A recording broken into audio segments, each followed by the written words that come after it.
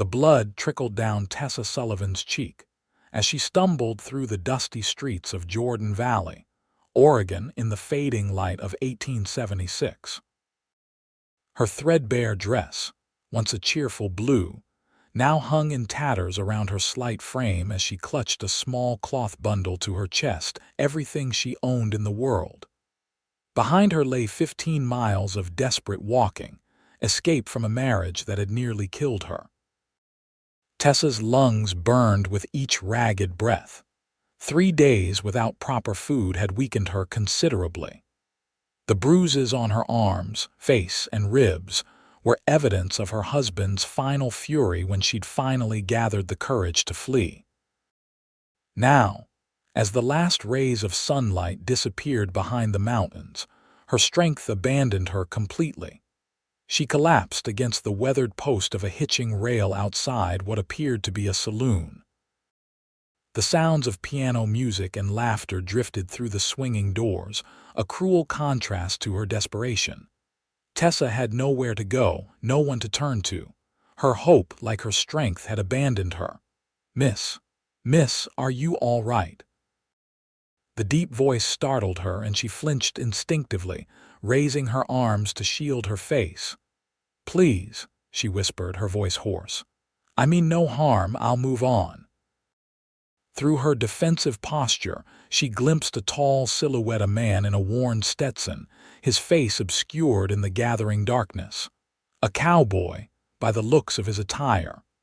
Fear gripped her heart. Another man was the last thing she needed. "You're hurt," he said, crouching down to her level but maintaining a respectful distance. The lamplight from the saloon window illuminated his features, a weathered face with kind eyes, perhaps 30 years of age. "Let me help you." Tessa lowered her arms slightly, revealing the purple bruise blooming across her cheekbone and the dried blood at the corner of her mouth. Her eyes, once bright with life, were dull and empty. The cowboy's expression softened. "My name's Yates McAllister. I don't know what brought you here in this condition, but I can tell you this hope starts right here, tonight, if you'll let me help you." Tessa stared at him, searching for deceit in his eyes and finding none. Still, experience had taught her to be wary. "Why would you help me? You don't know me." "Because no one deserves what's happened to you," he said simply. "And I reckon you've run far enough for one day." A racking cough overtook her, and she doubled over. When she recovered, she found the cowboy had removed his jacket and was offering it to her. "There's a doctor in town." "Let me take you to him," Yates said, his voice steady and calming. "No strings attached. You have my word." The sincerity in his voice broke through the last of Tessa's resistance.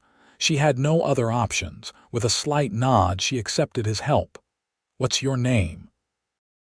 Yates asked as he carefully helped her to her feet, mindful not to touch her injuries.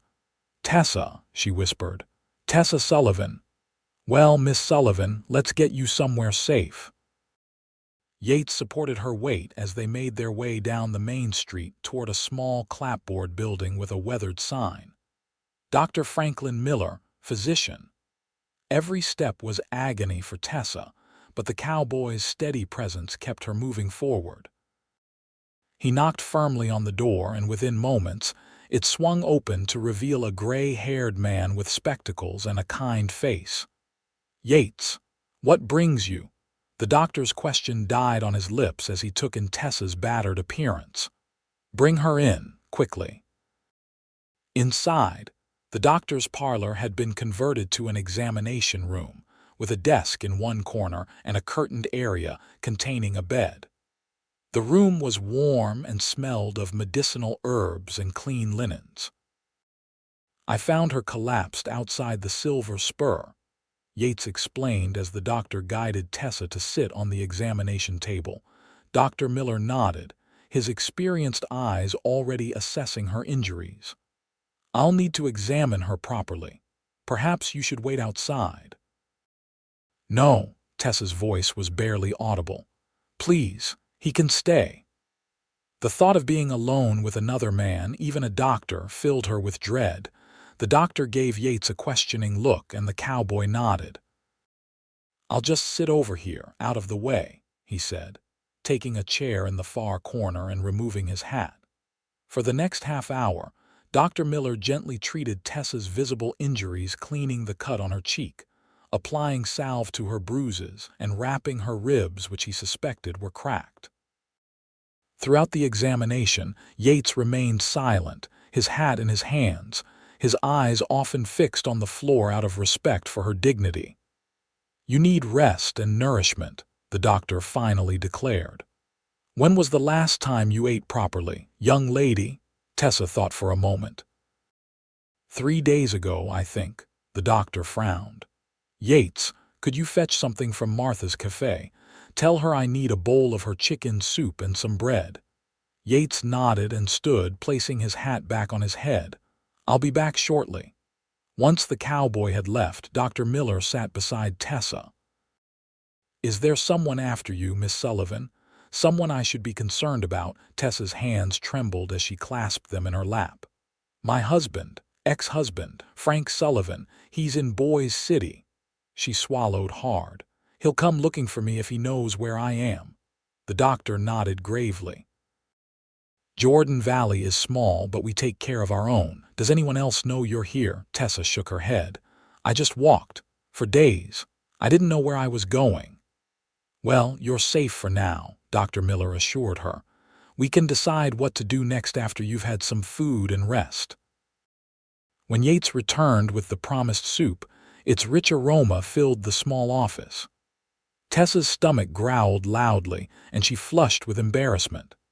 "Martha sent extra," Yates said, setting down a basket containing not only soup and bread but also a slice of apple pie. Dr. Miller helped Tessa settle into a more comfortable position before placing the tray on her lap. She ate slowly at first, then with increasing hunger, though each movement sent pain through her ribs. "You'll need a place to stay," the doctor said when she'd finished. "I'd offer my spare room, but Mrs. Miller's sister is visiting from Sacramento." Before Tessa could respond, Yates spoke up. "I own a small ranch just outside town. There's a cabin for the ranch hands, but it's empty right now. Miss Sullivan could stay there. It's private, and I'd stay in the main house." Tessa looked at him uncertainly. "I couldn't impose." "It's no imposition," Yates insisted. "The cabin's just sitting there empty, and it's clean. You'd have your privacy, and you'd be safe." Dr. Miller considered this.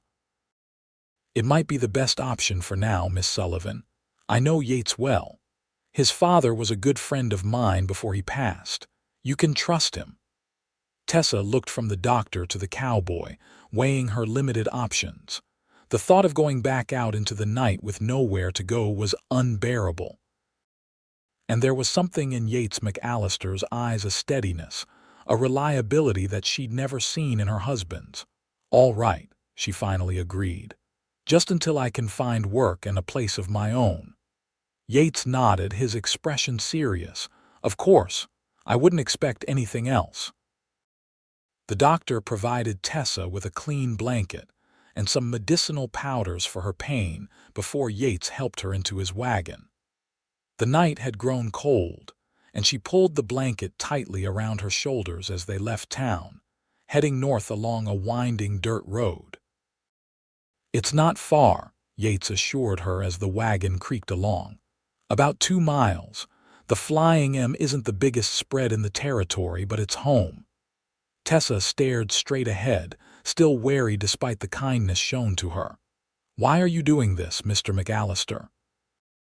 Yates was quiet for a moment. "When I was 16, my mother ran from my father with nothing but the clothes on her back and me in tow. A stranger helped us start over. I'm just passing along the favor."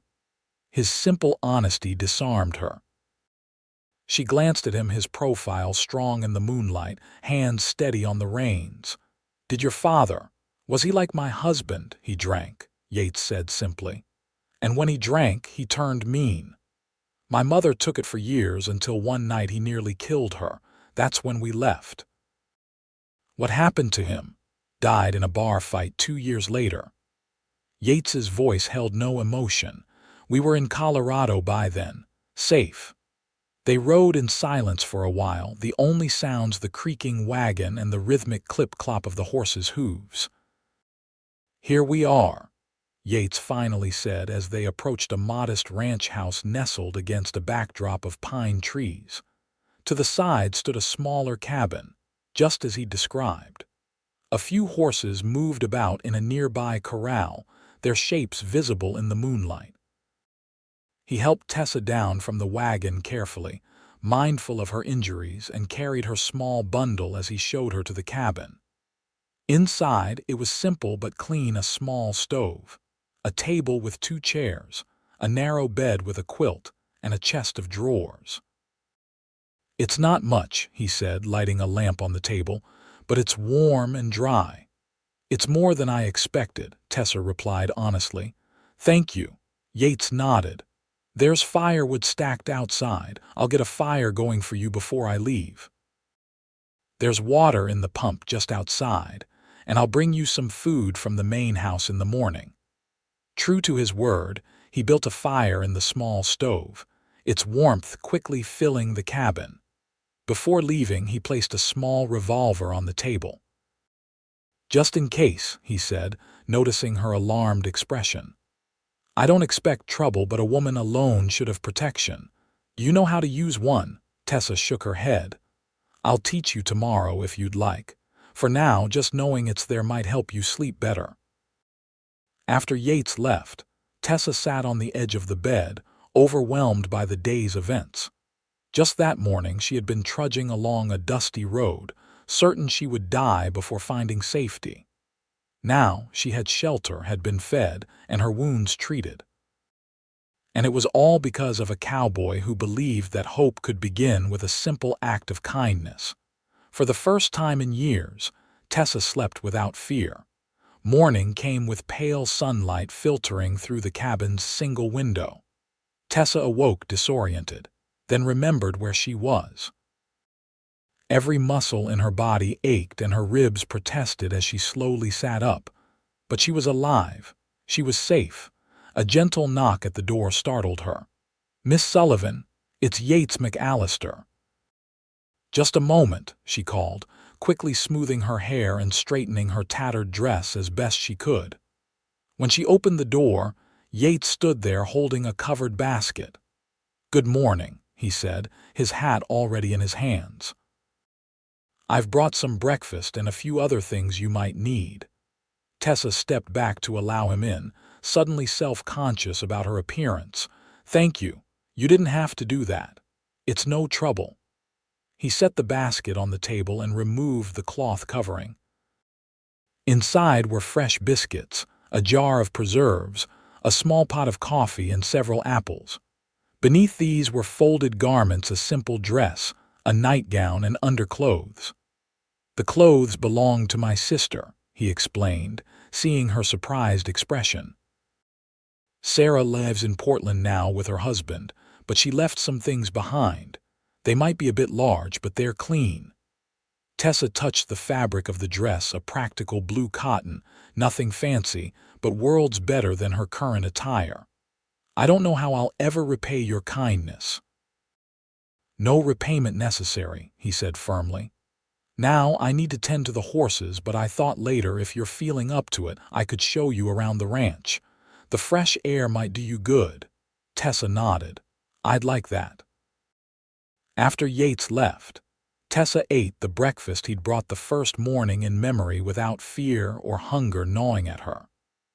The dress fit reasonably well once she adjusted the waist ties, and seeing herself in the small mirror above the chest of drawers was a shock.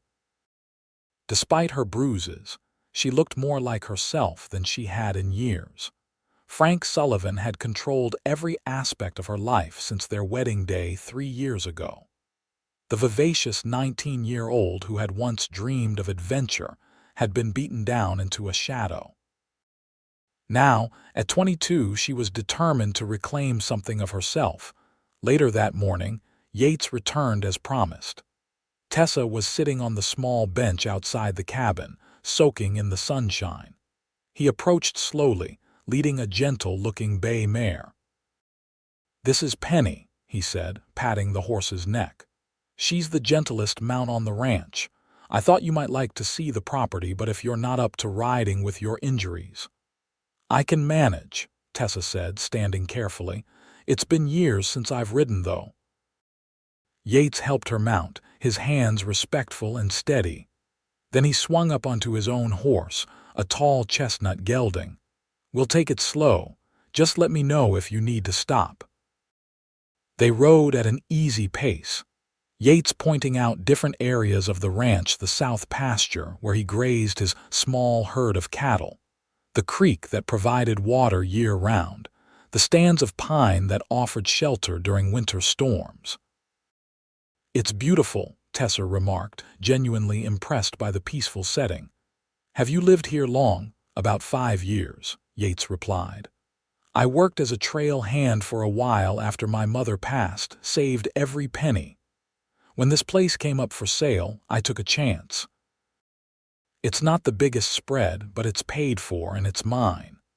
They stopped at the edge of a meadow where wildflowers swayed in the gentle breeze. In the distance, the mountains stood purple against the blue sky. "You manage it alone?" Tessa asked, finding it hard to imagine one man handling such a property. "I hire help during calving and branding seasons," Yates explained. "Otherwise, it's just me. I keep the herd small enough to manage." As they sat there, a comfortable silence between them, Tessa felt a knot inside her begin to loosen. For the first time in years, she was having a conversation with a man who seemed interested in her thoughts, who wasn't looking to control or hurt her. "Tell me about yourself," Yates said. "Before everything that brought you here." Tessa looked down at her hands, unsure where to begin. "I grew up in Missouri. My parents died of fever when I was 16. I went to live with my aunt in Boise. She arranged my marriage to Frank when I was 19. She swallowed hard. "He seemed kind at first. That changed after the wedding." Yates nodded, not pressing for details. "And what did you dream of before your parents died?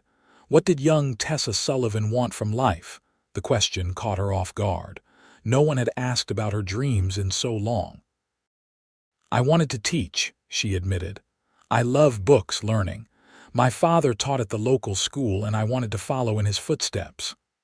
"That's still possible, you know," Yates said quietly. "Jordan Valley has a schoolhouse but no permanent teacher. Mrs.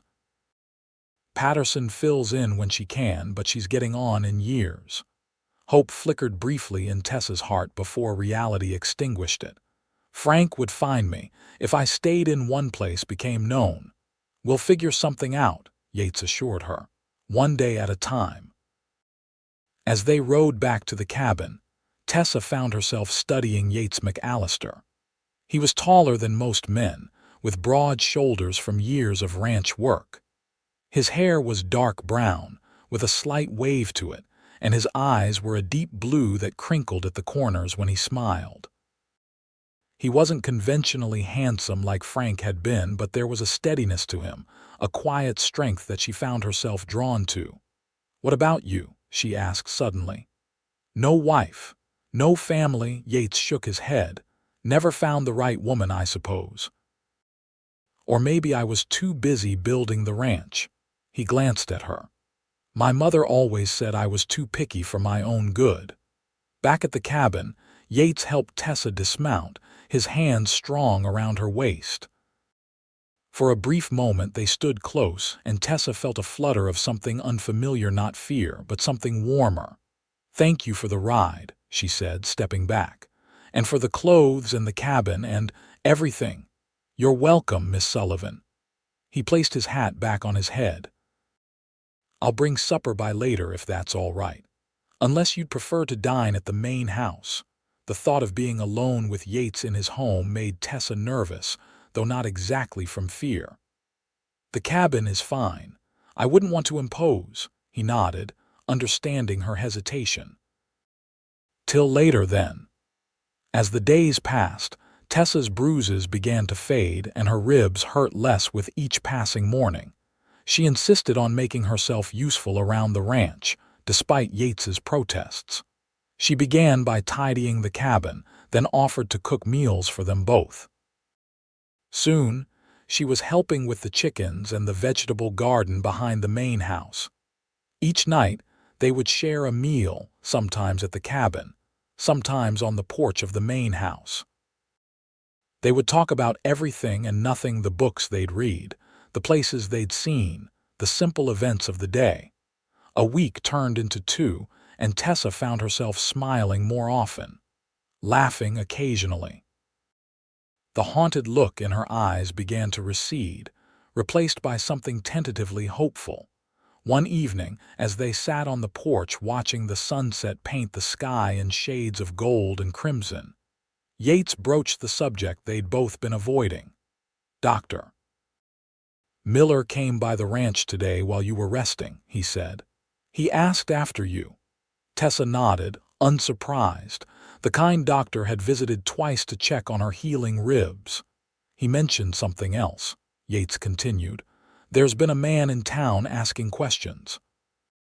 Described a woman that sounds a lot like you." Tessa's breath caught in her throat. "Frank, he's found me." "No one in town said anything," Yates assured her quickly. "Jordan Valley folks are loyal to their own, and you're one of us now, whether you've been here 2 weeks or 2 decades. Her hands trembled slightly as she clasped them in her lap. "What do? I can't run again, not with nowhere to go." Yates was quiet for a long moment. "There's another option. If you're married, he has no claim on you." Tessa stared at him, confused. "But I am married to him." "Not if you were to get a divorce," Yates said. "Or not if he were to believe you remarried." Understanding dawned slowly. "You mean, pretend to be married? To whom?" Yates met her gaze steadily. "To me." The proposition hung in the air between them. Tessa's mind raced with implications. "It would be in name only," Yates added quickly. "Just for your protection. You could still stay in the cabin. Nothing would change except you'd have my name as a shield." "Yates, Tessa's voice failed her. The idea was both terrifying and tempting. What if he doesn't believe it? What if he comes here anyway? Then he'll have to deal with me," Yates said, his voice hardening slightly. "And unlike you, I can defend myself against a man like him." The thought of Yates facing Frank's rage made Tessa's blood run cold. Frank was vicious, unpredictable. "I couldn't bear it if you got hurt because of me." "That's my choice to make," Yates said gently. "Think about it. No rush." But time was not on their side. The very next day, as Tessa was hanging laundry behind the cabin, she heard the sound of an approaching horse. Expecting Yates, she looked up with a smile that quickly died on her lips. Frank Sullivan sat astride a black stallion, his face twisted in a cruel smile. He was handsome in a sharp way, with cold eyes and a mouth that never smiled with genuine warmth. "Hello, wife," he said, dismounting smoothly. "Quite the domestic scene." Tessa backed away, her heart pounding so hard she could barely hear over its roar. "How did you find me? You think you're clever, but you're not," Frank sneered, advancing slowly. "You belong to me, Tessa. I've come to take you home." "This is my home now," Tessa said, her voice stronger than she felt. "I'm not going anywhere with you." Frank's face darkened. "We can do this the easy way, or we can do it my way. Either way, you're coming with me." "No, she's not." The voice came from behind Frank. Yates stood there, a rifle held casually but meaningfully in his hands. His expression was calm, but his eyes were hard as flint. Frank turned, sizing up the cowboy. "This doesn't concern you. This woman is my wife." "Not anymore," Yates said evenly. "Tessa Sullivan is now Tessa McAllister." "My wife." Frank's laugh was ugly. "You expect me to believe that? You think a piece of paper changes anything?" "Believe what you want," Yates replied. "But you're trespassing on my property, threatening my wife. I suggest you leave while you still can." The two men stared at each other, tension crackling between them. Tessa held her breath, terrified of what might happen next. Finally, Frank spat on the ground. "This isn't over. No court in Idaho would recognize a marriage so soon after ours. She belongs to me, and I'll be back with the law on my side." "Idaho law doesn't apply in Oregon," Yates said, "and you might want to check those divorce papers before you make any more claims. The ones Tessa filed 6 months ago, citing abandonment and cruelty. It was a bluff, and a bold one." Tessa stared at Yates, amazed at his quick thinking. Doubt flickered across Frank's face. "You're lying." "Am I? Why don't you ride into Jordan Valley and ask Judge Porter yourself? I'm sure he'd be happy to show you the records." Frank's eyes darted between them, calculating. "You haven't seen the last of me," he finally growled, mounting his horse. "Remember that, Tessa." They watched in silence as he rode away, dust trailing behind him. When he was out of sight, Tessa's legs gave out and she sank to the ground. Yates was beside her in an instant, the rifle set aside, his arm supporting her shoulders. "He'll be back," she whispered. "He won't give up." "We'll be ready," Yates assured her. "I've already spoken to Sheriff Davis in town. He knows the situation." Tessa looked at him, really looked at him. "You called me your wife." Yates's cheeks colored slightly. "It seemed the fastest way to get rid of him. I'm sorry if I overstepped." "No," Tessa said softly. "You didn't, thank you." That night, Tessa couldn't sleep. Every sound made her start, convinced Frank had returned. Around midnight, she wrapped herself in a shawl and stepped outside. The moon was full, bathing the ranch in silver light. To her surprise, Yates was sitting on a stump near the cabin, rifle across his knees. "You should be sleeping," she said, approaching him. He shrugged. "Figured I'd keep watch just for tonight." Tessa sat beside him on a nearby log. "You don't have to do that." "I know I don't have to, I want to." He glanced at her. "You should go back inside where it's warm." "I can't sleep anyway," she admitted.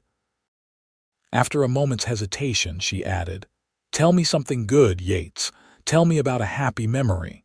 He thought for a moment. "When I was 10, my mother took me to see a traveling circus that had come to our town. There was a tightrope walker, a woman in a sparkling costume. She walked across a rope strung between two tall poles, no net below. I was terrified for her, but my mother squeezed my hand and said, 'See how brave she is.' Remember this, Yates. Courage isn't about not being afraid. It's about being afraid and doing it anyway." Tessa smiled, picturing the scene. "Your mother sounds wise." "She was," Yates agreed. "The bravest person I've ever known until now." Their eyes met in the moonlight. "I'm not brave," Tessa whispered. "Aren't you? You left a situation most would have endured in silence. You walked for days, alone and injured, to find a better life. If that's not courage, I don't know what is." A comfortable silence fell between them. After a while, Tessa spoke again. "If he comes back with the law, he won't find any support here," Yates said confidently. "But if it would make you feel safer, we could make the lie real." Tessa's breath caught. "What do you mean?" Yates set the rifle aside and turned to face her fully. "I'm saying we could get married. For real. Not just as a convenient story to scare off Frank, but as a choice. For protection at first, perhaps, but maybe someday for more." The sincerity in his eyes made her heart beat faster. "Yates, you barely know me." "I know enough," he said simply. "I know you're kind and strong. I know you laugh at my terrible jokes. I know the sight of you hanging laundry in the sunshine makes my day brighter. I know I sleep better knowing you're safe nearby." "That's not love," Tessa protested, though something inside her hoped she was wrong.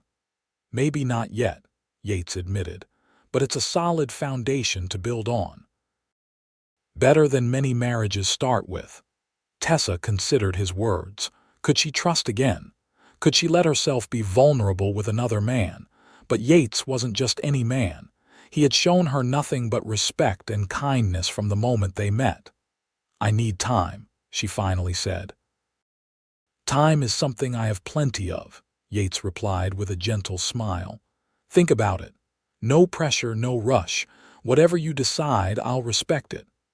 2 more days passed without sign of Frank, but Tessa remained on edge. She jumped at sounds, kept the cabin door locked, and rarely ventured far from the buildings. On the 3rd morning, a buggy approached the ranch, not Frank's horse, but an unfamiliar conveyance. Tessa watched from the cabin window as Yates went to greet the visitor. To her surprise, it was Dr. Miller, accompanied by Sheriff Davis, a burly man with a thick mustache whom she had met briefly during one of the doctor's visits. Yates spoke with them for several minutes before heading to the cabin. He knocked lightly before entering. "Dr. Miller and Sheriff Davis would like to speak with you," he said. "About Frank." Tessa's heart leaped into her throat. "What's happened?" "Nothing bad," Yates assured her quickly, "but they have some information that might help." She followed him to the porch where the 2 men waited. After exchanging greetings, Sheriff Davis got straight to the point. "Mrs. Sullivan, we've received word from the authorities in Boise. It seems your husband has quite a reputation there. You're not the first woman he's mistreated." Tessa wasn't surprised, but hearing it confirmed still hurt. "What does that mean for me?" "It means," Dr. Miller interjected, "that when he came to my office asking about a woman matching your description, claiming his poor sick wife had wandered off, I had reason to be suspicious. I contacted a colleague in Boise who confirmed my suspicions." "There's a warrant for his arrest now," Sheriff Davis added. "Not just for what he did to you, but for defrauding several businessmen in Boise. He won't be bothering you again anytime soon." Relief flooded through Tessa, so intense she had to grip the porch railing for support. "You're certain?" "As certain as can be," the sheriff confirmed. "He was spotted heading east yesterday, likely trying to outrun his troubles, but telegraphs move faster than horses. He'll be caught."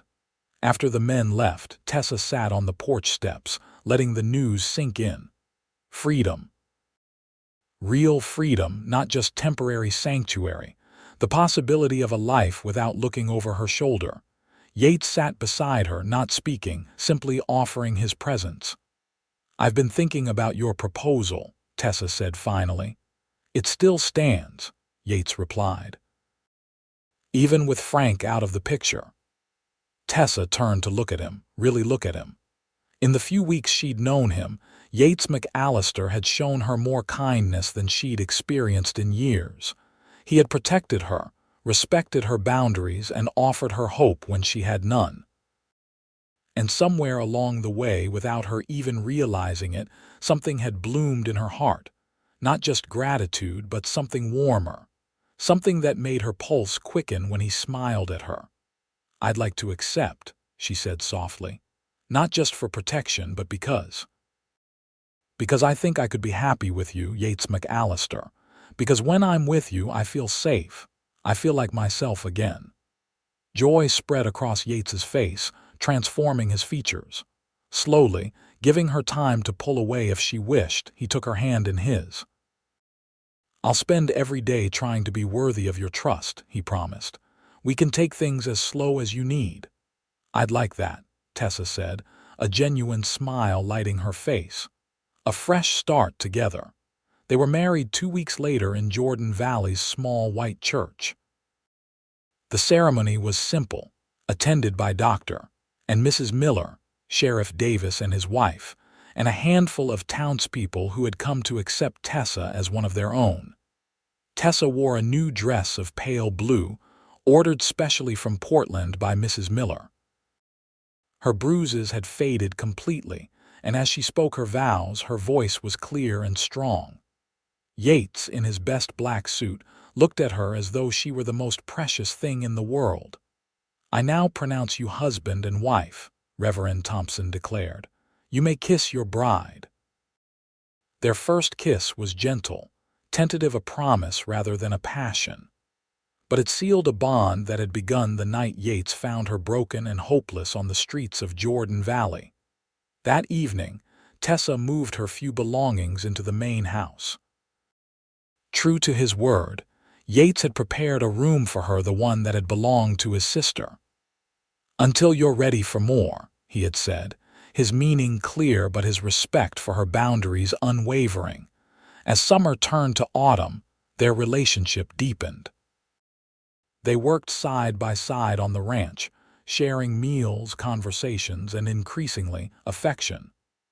Yates was patient, never pushing, always letting Tessa set the pace. His gentle courtship flowers picked from the meadow, a book of poetry he'd ordered from Portland, a wooden box he'd carved for her treasures slowly broke down the walls around her heart. By the harvest moon, Tessa made her decision. That night, instead of retiring to her separate room, she knocked softly on Yates's door. "May I come in?" she asked when he opened it, surprise evident on his face. "Of course," he said, stepping back. Tessa entered, her heart pounding. "I'm ready, Yates.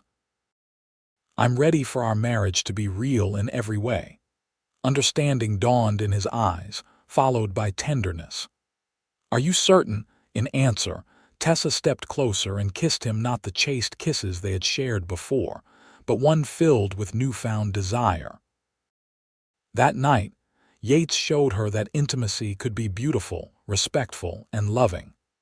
For the first time, Tessa understood what it meant to be truly cherished by a man. As they lay together afterward, Yates's arms around her, Tessa marveled at how far she had come from that desperate night months ago. "What are you thinking?" Yates asked, his voice a low rumble against her ear. "I'm thinking about hope," she replied, nestling closer. "About how you were right that first night. Hope did start right there with you." The winter of 1876-77 was one of the harshest in memory. Snow piled high around the ranch house, and bitter winds howled down from the mountains.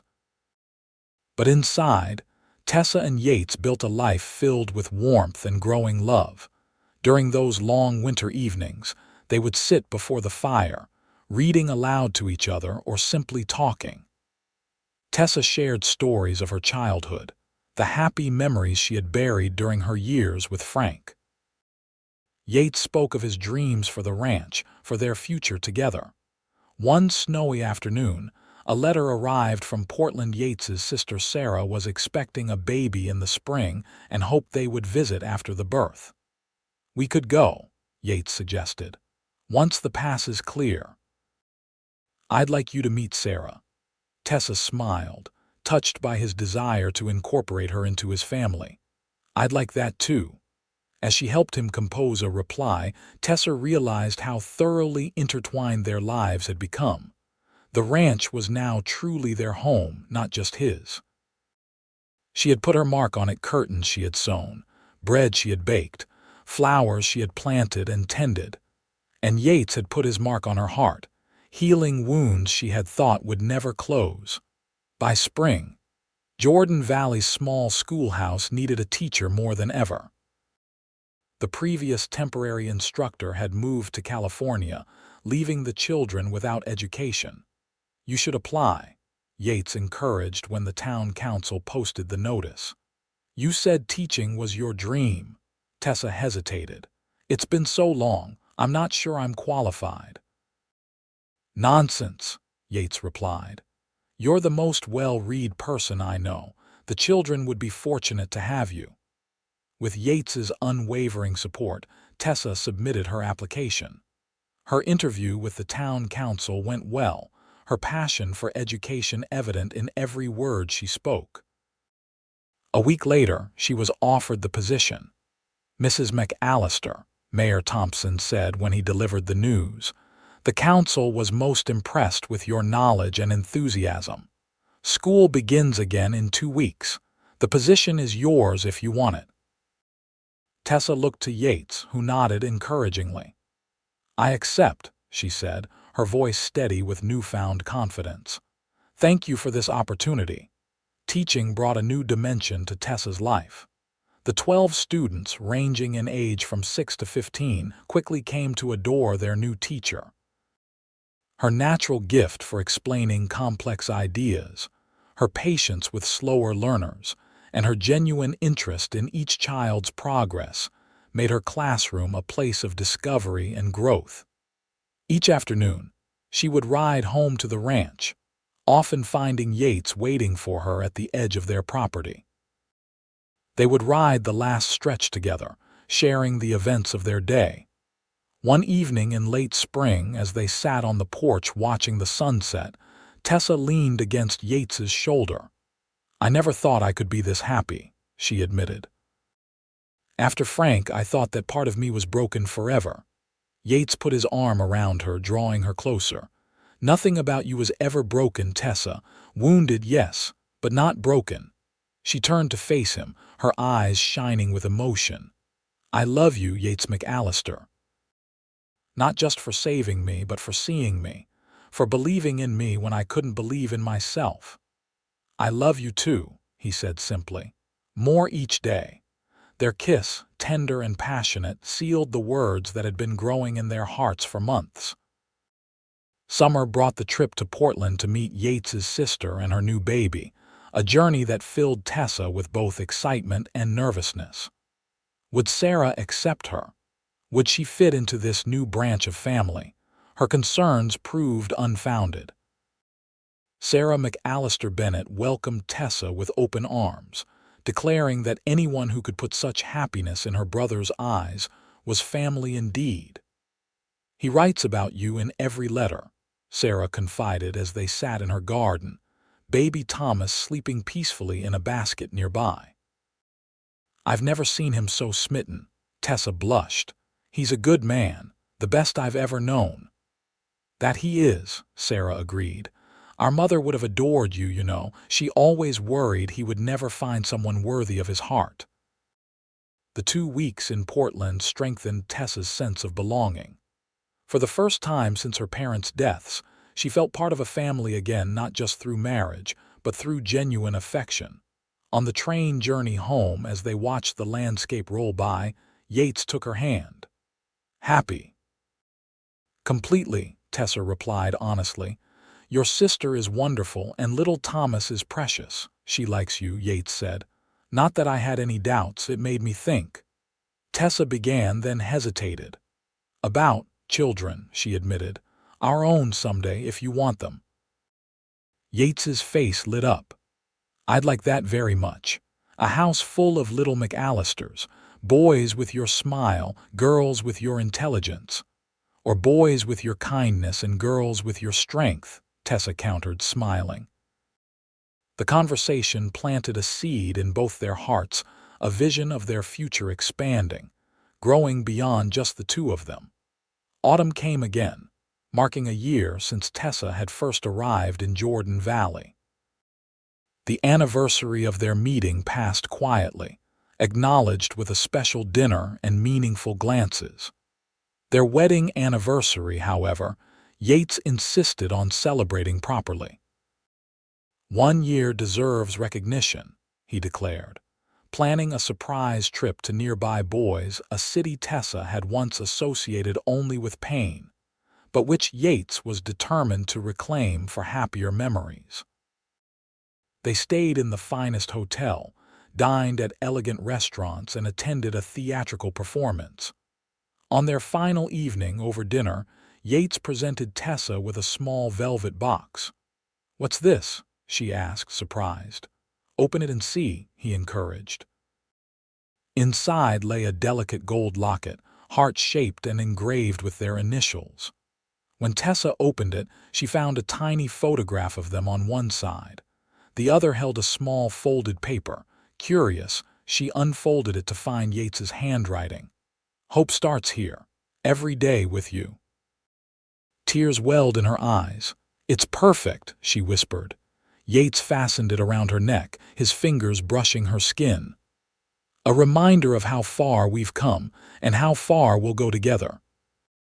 That night, in their hotel room, their lovemaking held a new intensity, a celebration of the life they had built and the future stretching before them. Winter settled over Jordan Valley once more, but this year brought a different kind of change. By December, Tessa was certain she was expecting their first child. She chose Christmas morning to tell Yates, after they had exchanged gifts beside their small tree. "I have one more present for you," she said, taking his hand and placing it over her still flat stomach. "But it won't arrive until summer." Confusion gave way to wonder as understanding dawned. "A baby, we're having a baby," Tessa nodded, laughing as Yates lifted her in a gentle embrace, his joy infectious. "When? How far along? Have you seen the doctor?"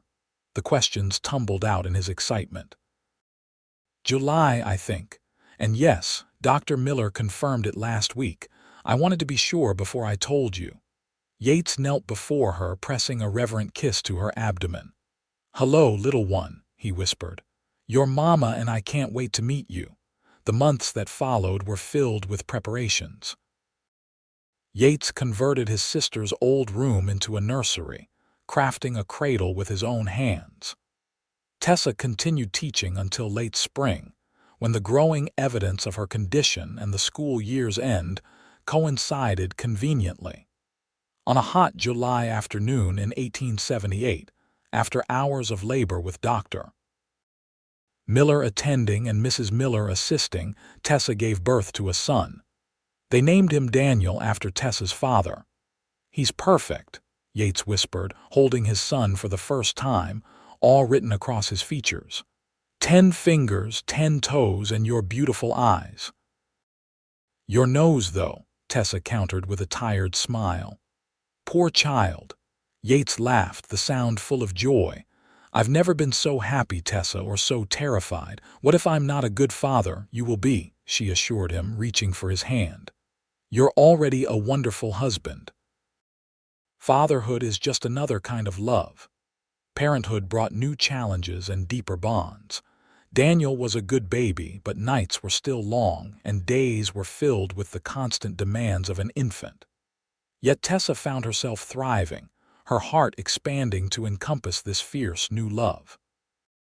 Yates proved to be a devoted father, as gentle and patient with Daniel as he had always been with Tessa. He would spend hours walking the colicky baby, singing off key lullabies that nevertheless soothed their son to sleep. He changed diapers without complaint and took the baby in the early mornings so Tessa could rest. "You're a natural," Tessa remarked one evening, watching Yates rock Daniel to sleep, the baby's tiny hand wrapped around his father's finger. "I had good examples," Yates replied softly. "My mother and now you." Life settled into a new rhythm. Tessa eventually returned to teaching, bringing Daniel with her when he was old enough. The schoolchildren adored baby McAllister, and the arrangement worked well for everyone. The ranch prospered under their joint care. Yates expanded the herd, while Tessa started a small orchard that would bear fruit in years to come. They were planning for their future together. When Daniel was 2, Sarah and her husband visited from Portland with their children Thomas, now 3, and baby Margaret. The cousins played together in the yard while the adults watched from the porch. "You've built something wonderful here," Sarah told them, her arm linked through her brother's. "Mother would be proud." "We're not finished building yet," Yates replied with a meaningful glance at Tessa. Indeed, that winter brought the news that another McAllister was on the way. This pregnancy was harder than the first morning sickness that lasted well into the afternoon, swollen ankles, and a persistent backache that made teaching difficult. "Maybe it's a girl," Mrs. Miller suggested during one of her visits. "They say daughters steal their mother's beauty and comfort." Whether it was a daughter's doing or simply the vagaries of pregnancy, Tessa was grateful when spring came and with it, some relief from her symptoms. The baby arrived in early June 1881, a daughter they named Elizabeth, after Yates's mother. Unlike her brother, Eliza was fussy from the start, demanding and vocal about her needs. "She's got your determination," Yates teased as Tessa paced the floor with their howling daughter. "And your stubbornness," Tessa retorted good-naturedly. Despite the challenges of two children under 3, their happiness only deepened. The ranch house, once merely Yates's dwelling, had become a true home filled with children's laughter, the aromas of Tessa's cooking, and the tangible evidence of a family's love. One evening, as they sat on the porch watching 4-year-old Daniel chase fireflies while Eliza slept in Tessa's arms, Yates broke their comfortable silence. "You ever think about that night, when we first met?" Tessa nodded. "Often. It's strange to think how close I came to not having all this." She didn't need to elaborate. They both knew she had been at the end of her rope that night. "I thank God every day that I found you when I did," Yates said, his voice thick with emotion. "Or that you found me, depending on how you look at it." "I think we found each other," Tessa replied softly, "when we both needed it most." Yates reached over to stroke Eliza's downy head, then let his hand rest on Tessa's shoulder. "You know, I meant what I said that night. Hope does start right here with family, with love. With choosing to believe that tomorrow can be better than yesterday." "You taught me that," Tessa acknowledged. "When all I could see was darkness, you showed me there could be light again." As the fireflies danced in the gathering dusk, and their children, one sleeping, one laughing, embodied the future they had created together, Tessa leaned her head against Yates's shoulder. From bruises to healing, from despair to joy, from loneliness to family, their journey had been remarkable. And as the stars began to appear in the evening sky, Tessa knew with absolute certainty that hope hadn't just started with Yates's kindness that fateful night. It continued to begin anew, every single day, in the life they had built together. The years passed with the gentle rhythm of seasons, each one bringing new joys and challenges to the McAllister ranch. Daniel grew into a thoughtful, steady boy with his father's quiet strength and his mother's love of learning. Eliza, true to her early personality, became a spirited child with boundless energy and a determined nature that both exasperated and delighted her parents. In 1883, they welcomed another son, James, who balanced his sister's fire with a calm disposition that reminded everyone of Yates. The family of 5 filled the ranch house with noise and laughter, arguments and reconciliations, all the beautiful chaos of a loving home.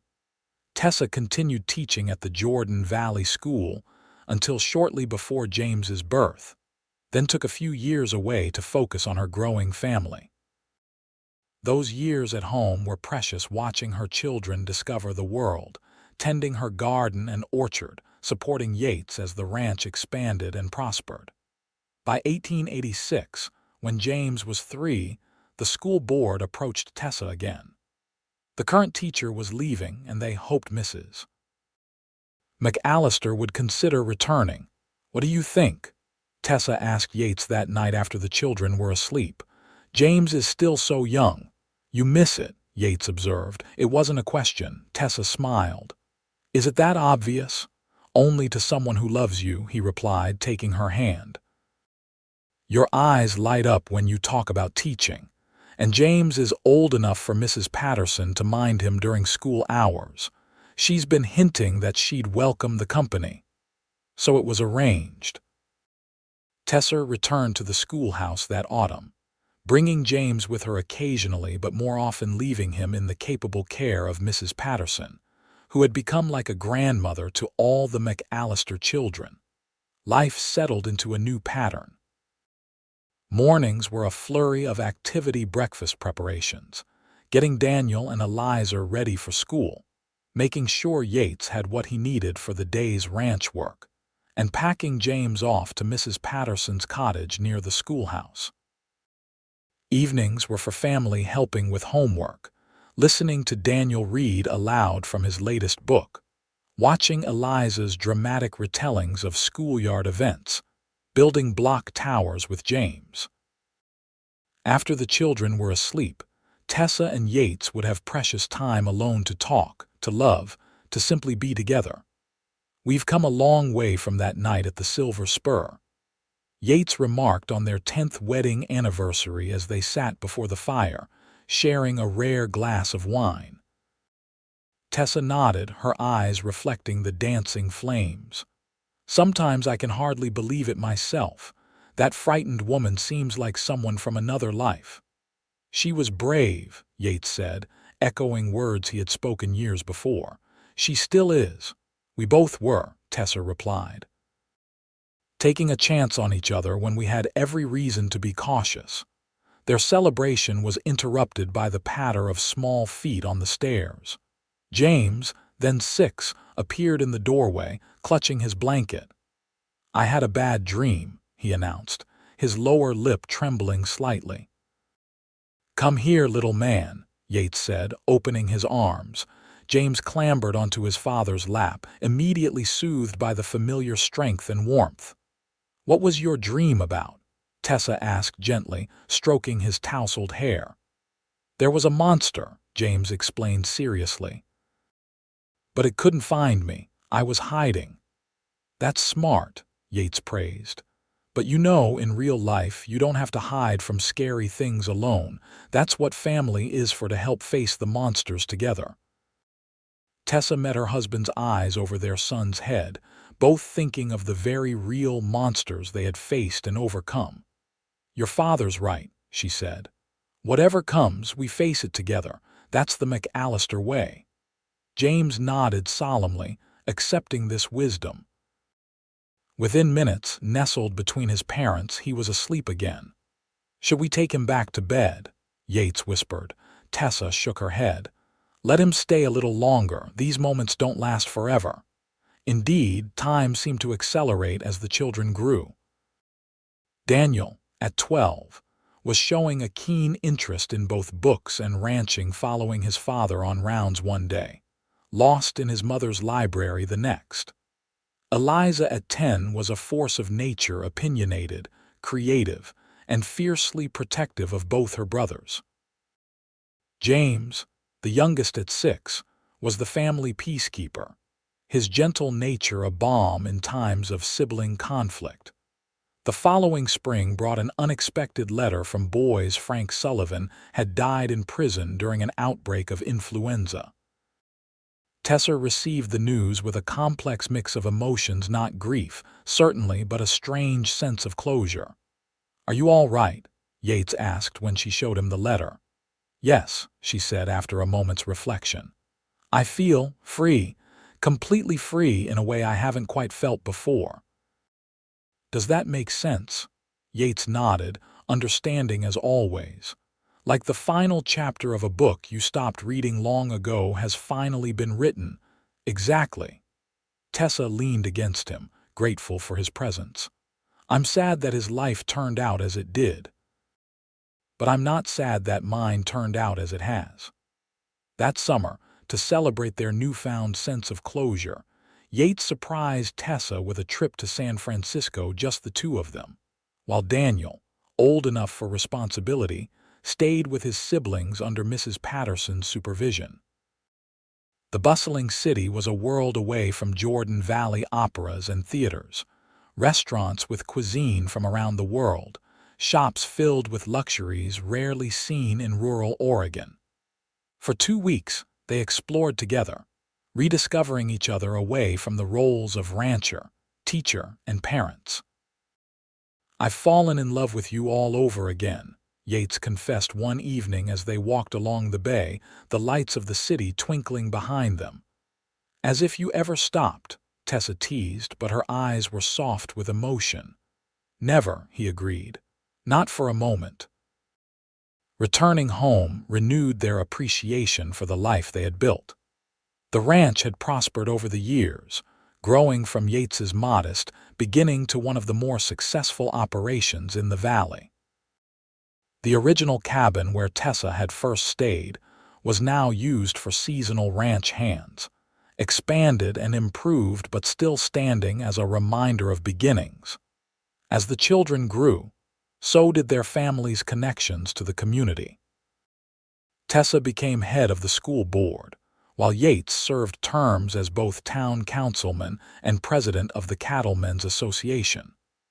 The McAllister name came to represent integrity and generosity throughout the region. When Daniel turned 16, he announced his intention to attend college in Portland, a declaration that filled his parents with both pride and trepidation. "Are you sure that's what you want?" Yates asked over dinner. "The ranch will be yours someday. College isn't necessary for ranching." "I want both," Daniel explained, his young face serious. "I want to learn new methods, bring back knowledge that will help us grow. Agricultural science is advancing every day." Tessa and Yates exchanged glances, recognizing in their son the perfect blend of their own values, education and practical work, innovation and tradition. "Then you shall have both," Tessa declared, "if that's truly what you want." Not to be outdone, 14-year-old Eliza announced her own ambitions that same evening. "I'm going to be a doctor," she proclaimed. "Dr. Miller says I ask better questions than most medical students he's known." "A doctor," Yates repeated, momentarily taken aback. "That's quite a goal, Eliza." "Women can be doctors now, Papa," she informed him. "Dr. Miller gave me a newspaper article about a medical college in Philadelphia that accepts women. I've already written to ask for their requirements." Tessa bit back a smile at her daughter's determination. "Your father isn't questioning whether women can be doctors, sweetheart. He's just surprised you've planned so far ahead." "Well, someone has to take care of this family," Eliza said pragmatically. "The way you two are always working too hard and ignoring headaches and such." This time both parents laughed outright while young James looked on with wide eyes. "What about me?" he asked. "What should I be?" "You've got plenty of time to decide, little man," Yates assured him. "For now, just be James. That's more than enough." As they prepared for bed that night, Tessa couldn't help but marvel at the children they had raised. "Did you ever imagine that first night that we would have all this?" Yates pulled her close. "I hoped," he said simply. "From the moment I saw you, I hoped." The years continued their relentless march forward. Daniel did indeed attend agricultural college in Portland, returning summers to work the ranch with new ideas and enthusiasm. Eliza, true to her word, prepared herself rigorously for medical study, devouring every book doctor. Miller could provide and assisting him when permitted. James, the youngest, remained undecided about his future but showed a remarkable talent for working with horses. The most difficult mounts responded to his quiet patience in ways that amazed even experienced hands. By 1897, the McAllister Ranch had grown to encompass nearly 2,000 acres. The original house had been expanded several times to accommodate their growing family and prosperity. Tessa's orchard now produced enough fruit to sell at market, and her reputation as an educator had spread throughout the state. On the 20th anniversary of their meeting that fateful night when a desperate young woman had collapsed outside the Silver Spur Saloon, Yates presented Tessa with a handcrafted bench placed beneath the largest apple tree in her orchard. Engraved on a brass plate attached to the backrest were the words that had begun their journey. "Hope starts right here. For remembering," he said as they sat together on the bench, the September sun warming their faces, "and for looking forward." Tessa leaned her head against his shoulder, her hand finding his as naturally as breathing. "Did I ever thank you properly? For saving my life that night?" "You've thanked me every day since," Yates replied, pressing a kiss to her temple. "With every smile, every child, every moment of the life we've built." "I love you, Yates McAllister," Tessa said, the words no less heartfelt for having been said thousands of times over 2 decades. "More than I ever thought possible." "And I love you," he returned. "My brave, beautiful Tessa." As they sat beneath the apple tree, watching the sun sink toward the mountains, Tessa reflected on the long journey from that night of desperation. The young woman with fresh bruises and no hope could never have imagined the joy that awaited her: a loving husband, 3 remarkable children, a community that valued her, work that fulfilled her. Hope had indeed started that night with a cowboy's kindness, but it hadn't ended there. It had continued to begin anew each day, with each challenge overcome, each joy shared, each year added to their story.